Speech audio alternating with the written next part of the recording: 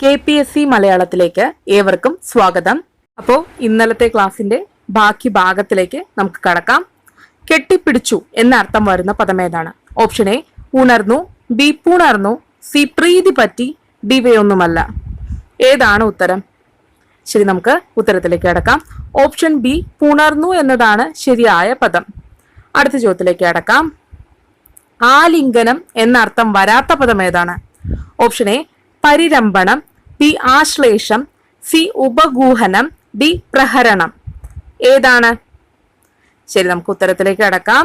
Option D പ്രഹരണമാണ് അർത്ഥം വരാത്ത പദം. പ്രഹരണം എന്നാൽ ആയുധം എന്നാണ് അർത്ഥം. പ്രഹരം എന്ന് പറഞ്ഞു കഴിഞ്ഞാൽ അറിയാലോ, അടിക്കുക എന്നുള്ള അർത്ഥമാണ്. പ്രഹരണം എന്ന് പറഞ്ഞാൽ ആയുധം എന്നാണ് അർത്ഥം.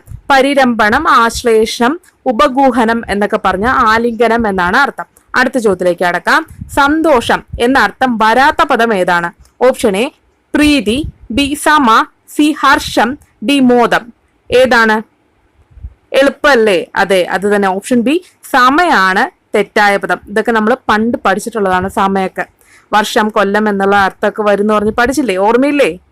ശരി, നമുക്ക് അടുത്ത ചോദ്യത്തിലേക്ക് കടക്കാം. വീണ്ടും സന്തോഷം തന്നെയാണ്. അർത്ഥം വരാത്ത പദം ഏതാണ്? ഓപ്ഷൻ എ പ്രമോദം, ബി ആനന്ദം. രണ്ടും ശരി, രണ്ടും തെറ്റ്. ഏതാണ്? ശരി, നമുക്ക് ഉത്തരത്തിലേക്ക് കടക്കാം. ഓപ്ഷൻ സി രണ്ടും ശരിയാണ് കേട്ടോ. അടുത്ത ചോദ്യത്തിലേക്ക് കടക്കാം. ചേല് എന്ന അർത്ഥം വരുന്ന പദം ഏതാണ്? ചേല്. ഓപ്ഷൻ എ അഴക്, ബി മനോഹാരിത, സി റോജിസ്, ഡി എല്ലാം ശരി. ഏതാണ് വരുന്ന പദം? ശരി, നമുക്ക് ഉത്തരത്തിലേക്ക് കടക്കാം. ഓപ്ഷൻ ഡി എല്ലാം ശരിയാണ് കേട്ടോ. ചേല് എന്ന് പറഞ്ഞാൽ ഈ അർത്ഥമൊക്കെ വരുന്നുണ്ട്.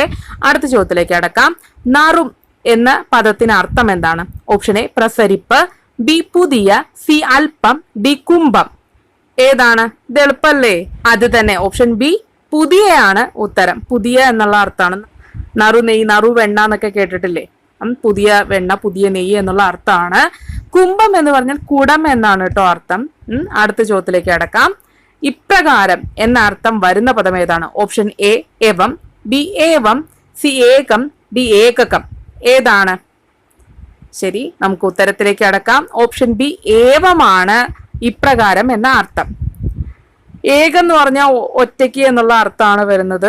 സ്ട്രോങ് എന്നുള്ള മീനിങ് ഒക്കെ വരും കേട്ടോ ഏകത്തിന്. ഏകകം എന്ന് പറഞ്ഞു കഴിഞ്ഞാൽ നമ്മൾ ഇപ്പോൾ ഒരു അളവെടുക്കുമ്പോൾ അതിന്റെ തോത്, അതിന്റെ അടിസ്ഥാന ഘടകം, ഏറ്റവും ബേസ് ഫോം എന്ന് നമ്മൾ പറയില്ലേ, അതാണ് ഏകകം കൊണ്ട് ഉദ്ദേശിക്കുന്നത്. അടുത്ത ചോദ്യത്തിലേക്ക് കടക്കാം. കോടാതെ എന്ന പദത്തിന് അർത്ഥം എന്താണ്? കോടാതെ. ഓപ്ഷൻ എ വളയാതെ, ബി കോട്ടം കൂടാതെ, സി രണ്ടും ശരി, ഡി രണ്ടും തെറ്റ്. ഏതാണ്? ശരി, നമുക്ക് ഉത്തരത്തിലേക്ക് കടക്കാം. ഓപ്ഷൻ സി രണ്ടും ശരിയാണ് കേട്ടോ. അപ്പൊ ഇതാണ് ഇന്നലത്തെ ക്ലാസ്സിന്റെ ബാക്കി ഭാഗം. ഇന്നലത്തെ ക്ലാസ് കാണാത്തവരൊക്കെ കണ്ടു പഠിക്കുക കേട്ടോ.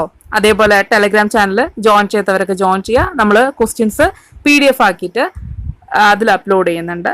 പിന്നെ അതേപോലെ തന്നെ മുന്നിലത്തെ ക്ലാസ്സുകളെല്ലാം പ്ലേലിസ്റ്റ് ആക്കി ഡിസ്ക്രിപ്ഷൻ ബോക്സിൽ കൊടുത്തിട്ടുണ്ട്. കാണാത്തവരൊക്കെ കണ്ടു പഠിക്കുക. എല്ലാവരും പഠിക്കുന്നുണ്ടെന്ന് വിശ്വസിക്കുന്നു. അപ്പം നമുക്ക് നാളെ കാണാം. ഈ ക്ലാസ് ഒരു 2-3 ആവർത്തി കണ്ടാൽ തന്നെ എളുപ്പത്തിൽ പഠിച്ചെടുക്കാൻ കഴിയും. എല്ലാ ആഴ്ചയിലും തിങ്കൾ, ബുധൻ, വെള്ളി എന്നീ ദിവസങ്ങളിൽ വൈകിട്ട് 8 മണിക്ക് ക്ലാസ് ഉണ്ടാവുന്നതാണ്. ഏവർക്കും നന്ദി, നമസ്കാരം.